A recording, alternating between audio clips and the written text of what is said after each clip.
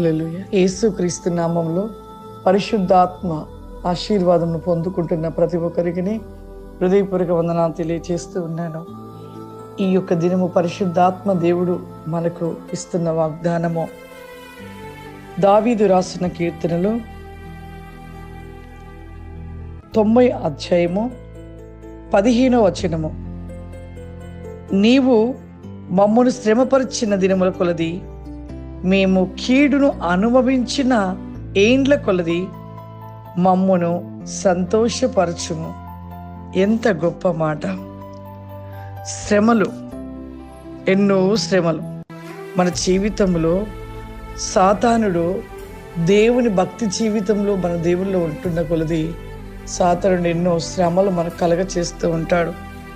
ఎన్నో ఏండ్ల కొలది మనని ఇబ్బంది పెడుతూ ఉంటాడు. చాలా మంది అంటుంటారు, ఎన్ని సంవత్సరాలు ఈ శ్రమలు, ఎన్ని సంవత్సరాలు ఈ కష్టాలు, ఎంత భక్తి జీవితాన్ని కలిగి ఉన్నా ఈ శ్రమలు ఎందుకు పోవట్లేదు మా జీవితంలో నుండి?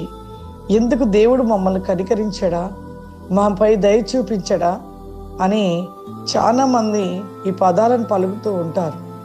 కానీ ఒక శ్రమ మనకు మేలు, పరలోకంకు చేర్చబడుతుంది అనేది ఆలోచించటలేదు. చాలా మంది భక్తి జీవితం, యోబు భక్తి జీవితము అపవాది పర్మిషన్ తీసుకొని ఎంత శోధించింది.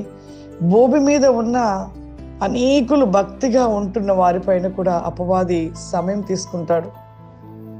సమయం తీసుకొని ఎంతో ఇబ్బంది పెడతాడు, ఎంతో వేదన పరుస్తాడు. ఎన్నో నిందలు, అవమానాలు, కష్టాలు, శరీరపరంగా అనేక రకాల. యోబుని ఏ విధంగా అయితే ఎంతగా బాధించిందో అపవాది, అదే విధంగా ఇంకా భూమి మీద ఉంటున్న అనేకులు భక్తి జీవితాన్ని కలిగిన వారిని ఆ విధంగా బాధిస్తూ శోధిస్తున్న సమయంలో యోబు వల్ల మనము నిరీక్షణ కలిగి ఉండాలి.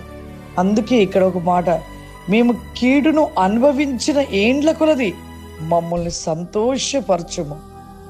ఎన్ని ఏండ్లు అయితే మరి శోధించబడతామో అంతకంటే గొప్పగా మనము సంతోషాన్ని పొందుకుంటాం.